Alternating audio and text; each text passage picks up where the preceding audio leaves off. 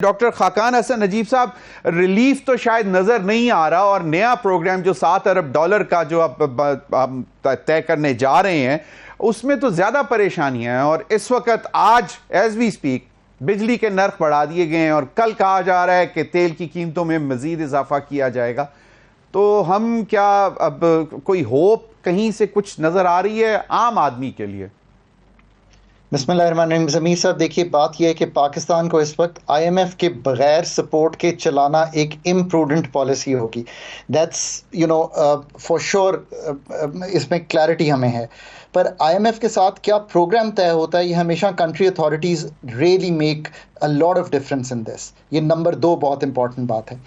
IMF ज़रूरी इसलिए है कि पाकिस्तान को तवातर से 22 से 25 अरब डॉलर दरकार हैं अगले 3, 4, 5 साल, हर साल, और ये बगैर IMF के अम्ब्रेला जमा करना मुश्किल होंगे। IMF का प्रोग्राम मैक्रो स्टेबिलिटी तो ज़रूर दे सकता है आपको, जो आप उनके साथ तय करें, बट वो प्रोग्राम क्या होता है? फॉर एग्जांपल, अगर आप इस बजट को देखें तो इस बजट का जो अप्रोच पेपर है ना, फंड ने भी, IMF ने भी और पाकिस्तान अथॉरिटीज़ ने भी टैक्सेशन के पॉइंट ऑफ व्यू से लिखा है। आपसे एक चीज़ शेयर करता हूँ कि जो प्रेस रिलीज़ है IMF की, उसमें टैक्स का लफ्ज़ 11 दफ़ा आया है। उसमें एक्सपेंडिचर रिफॉर्म का लफ्ज़ एक दफ़ा भी नहीं आया। ज़रूर जिक्र है कि हम टारगेटिंग ऑफ सब्सिडीज़ करेंगे, प्रोविंसेस से शेयरिंग करेंगे, but to be very explicit, जो तीसरी चीज़ नहीं आई है वो है कि जो पाकिस्तान का डेट रीप्रोफाइल होना है, IPPs वाला भी, पाकिस्तान का एक्सटर्नल डेट भी और डोमेस्टिक डेट भी, उसका एक दफ़ा भी जिक्र नहीं है। पाकिस्तान के एनर्जी सेक्टर की प्राइसिंग चेंजेस तो ज़रूर हैं, पर पाकिस्तान का एनर्जी सेक्टर तो एक तंजीम नौ मांग रहा है, एक सर्जिकल ट्रीटमेंट मांग रहा है, उसका भी जो जिक्र है वो जुज़वी तौर पे है। तो कहने का मकसद ये है कि what is the IMF engagement going to give you? Here's the trick Zameer sahab, it is going to give you time and breathing space. That's all it can give you. थोड़ी सी कीमतें बढ़ गई, 1700-1800 अरब के नए टैक्सेस लग गए, वो भी आप पे मुनसर था कि आप कहाँ लगाते, पर जो आपने तय किया फंड के साथ, सो वो ज़्यादा जो बोझ आया है वो ऑब्वियसली इनकम अर्नर्स पे आया है, वो नॉन सैलरीड पे आया है। वो उस तरह रिटेल पे बोझ अभी भी शिफ्ट नहीं हुआ, बिकॉज हमारे पास हॉरिजॉन्टल इक्विटी नहीं है। हाँ, ज़रूर बात हुई एग्रीकल्चर की, सो हम गवर्नमेंट को समझते हैं कि गवर्नमेंट ने अच्छा काम किया, पर जो expenditure side of the budget है वो चूंकि कमज़ोर है। कमज़ोर इस तरह से है कि अप्रोच पेपर उसका ये नहीं कहता कि मैंने 19,000 अरब के खर्चे काट के 18,000 अरब पे लाने हैं। हुकूमत ये कह रही है, चले हम इसका भी कहते हैं कि अदराक है कि हमने एक कमेटी सेट की है, वो काम करेगी और हमें ला कर देगी कि लीनर गवर्नमेंट कैसे होगी, PSDP का रिफॉर्म कैसे होगा, पेंशन्स का रिफॉर्म जो है वो आगे चल के कैसे होगा, प्रोविंसेस से फिस्कल पैक्ट करेंगे तो पता चलेगा डेवोल्यूशन कैसे होगी of these subjects that are still with us. So ये हैं कलीदी मसाइल।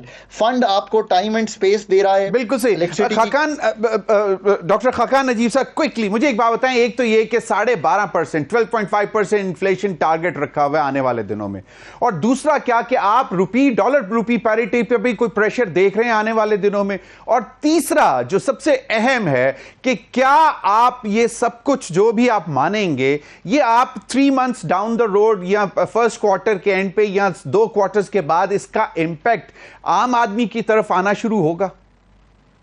पाकिस्तान की जो इन्फ्लेशन है वो पाकिस्तान में 38% पे थी पिछले साल मई में, इस जून में 12.6% पे है। अब जैसे आपने बिजली की कीमतों में खातिर खा तब्दीली देखी है, पेट्रोल की कीमत भी ऊपर गई है, पाकिस्तान की गैस की कीमत में भी थोड़ी सी बढ़ोतरी है। पाकिस्तान को इस वक्त थोड़ी सी इन्फ्लेशनरी अप ट्रेंड दोबारा दिखाई देगा। मेरे ख्याल है ये यहाँ से 2-3% बढ़ जाएंगी कीमतें। फूड भी ऑन द टाइटर साइड ही है। सो यस, इन्फ्लेशनरी इम्पैक्ट जो है वो नेक्स्ट ईयर एवरेज ज़रूर हो सकता है 13 से 15% के दरमियान, बट इनिशियल मंथ्स में आपको बढ़ी हुई दिखाई देगी। ऑन दी रूपी डॉलर पैरिटी, मैं हमेशा कहता हूँ रूपी डॉलर पैरिटी पे मैं तो वरी नहीं करता। मैं वरी करता हूँ कि क्या मेरे फंडामेंटल्स इकोनॉमी के ठीक हैं। अगर पैदावारी सलाहियत बढ़ेगी तो इन्फ्लेशन भी नीचे आ जाएगी, यानी कि कीमतों के बढ़ने की शरह कम हो जाएगी, और रुपया भी तब स्ट्रांग होगा कि दुनिया को एक्सपोर्ट करेंगे डॉलर अगर ज़्यादा आएगा। ये दोनों काम IMF से ताल्लुक़ नहीं रखते। मैं बार बार ये इसलिए क्लियर करता चला जाता हूँ कि ये ओल्ड स्कूल हार्ड वर्क है जो हमने करना है। This is all local governance actually. Absolutely. Zamir Saab, energy sector, FPR, deregulation of Pakistan economy, these are governance issues.